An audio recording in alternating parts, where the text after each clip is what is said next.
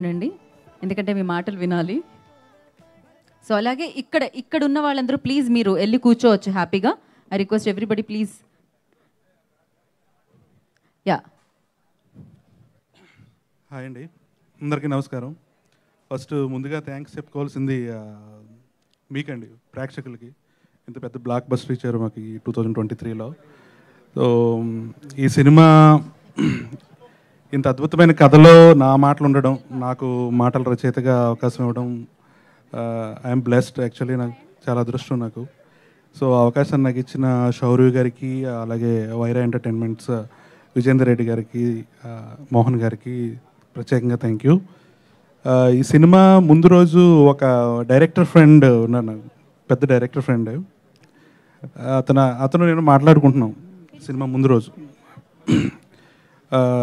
Cinema మొత్తం animal favour hang over నడుస్తుంది, మీదేమో చూస్తే ఎమోషనల్ డ్రైవ్, చిన్న బ్రీజీ లవ్ స్టోరీ, ఒక చాలా హృదయంగా సాగే కథ. ఇది ఈ హ్యాంగ్ ఓవర్లో ఎలా ఉంటుంది మీ కథ అని అడిగాడు నన్ను. యాక్చువల్లీ అతను పెద్ద డైరెక్టరే. నేను చెప్పిన సమాధానం ఏంటంటే, హ్యాంగ్ ఓవర్ సెటిల్ అవ్వడానికి ఖచ్చితంగా మనం పొద్దున్న లేచి చల్లని మజ్జిగ తాగాలి, లేకపోతే ఒక స్వీట్ లస్సీ తాగాలి, లేకపోతే కొబ్బరి నీళ్ళు తాగాలి. సో అలాంటి సినిమా మా సినిమా అన్నారు. సో అది మీరు అందరూ నిజమని ప్రూవ్ చేశారు. Thank you so much. And ఒక డెబ్యూటెంట్ డైరెక్టర్ డ్రామా రాయడం చాలా కష్టం అండి. యాజ్ ఎ రైటర్గా నాకు తెలుసు. ఫస్ట్ సినిమా డ్రామా రాయడం అనేది అది కత్తి మీద సాము. జనరల్గా డెబ్యూటెంట్స్ అందరూ చిన్న సేఫ్ బెట్ అయిన థ్రిల్లర్స్ కానీ, యాక్షన్ లేకపోతే సస్పెన్స్ థ్రిల్లర్స్ ఇలాంటివి ఎంచుకుంటూ ఉంటారు.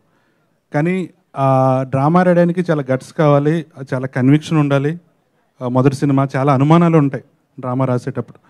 సో అంత కన్విక్షన్తో మొదటి సినిమా డ్రామా రాసి, ఇంత అద్భుతమైన డ్రామా రాసిన శౌర్య గారు, ఆయనకి పొగిడితే నచ్చదు, పొగిడితే నాతో మాట్లాడటం మానేస్తున్నారు ఆయన. సో పొగడొద్దు అంటున్నారు ఫస్ట్, అయినా కానీ నేను పొగుడుతాను. సో అంత మంచి డ్రామా రాసిన శౌర్య గారు ఇంకా ఒక 2023 ఒక ప్రామిసింగ్ డైరెక్టర్ని ఇచ్చిందండి మనందరికీ. సో ఇంకా ముందు మీరు ఇలాంటి కథలు రాయాలి, ఇంకా మంచి మంచి విజయాలు సొంతం చేసుకోవాలని కోరుకుంటున్నాను. అలాగే ఏ రచయిత అయినా, ఏ దర్శకుడైనా మొదటిగా కథ రాసేటప్పుడు కథ అడుగుతుంది, ఆగా హీరోగా ఎవరిని ఊహించుకోవాలి అని. సో అందరూ ఊహించుకునేది నానిగారిని. సో నానిగారు, ఈ కథ మిమ్మల్ని వెతుక్కుంటూ వచ్చింది, మీరు దీన్ని పల్లకిలో మోసారు. ఆ పల్లకిని 2 వారాల నుంచి జనం అంతా మోస్తున్నారు. సో అది మా సక్సెస్ యాక్చువల్లీ.